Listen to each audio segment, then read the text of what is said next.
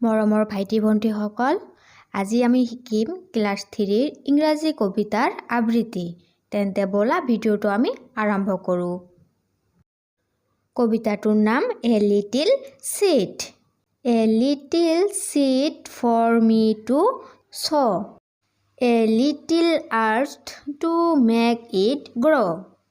A little hole, a little pet. A little wish, and that is that. A little sun, a little shower. A little while, and then a flower. এতিয়া শিকিম ইয়াৰ অৰ্থ। কবিতাটোৰ নাম a little seed. এটি সৰু বীজ। A little seed for me to sow. এটি সৰু বীজ মোৰ বাবে সিঁচিবলৈ। A little earth to make it grow. এটি সৰু পৃথিৱী ইয়াত গজিবলৈ। A little hole, a little pet.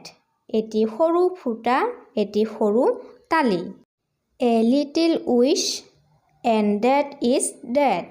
এটি সৰু কামনা আৰু সেইটো হয় সেইটো। A little sun, a little shower. এটি সৰু বেলি, অলপ পানীৰ জাক। A little while, কিছু সময়।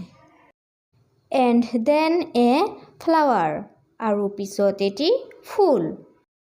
ভিডিঅ'টো ভাল লাগিলে প্লিজ লাইক, কমেণ্ট, শ্বেয়াৰ কৰিবা আৰু দয়া কৰি মোৰ চেনেলটো ছাবস্ক্ৰাইব কৰিবা। Thank U.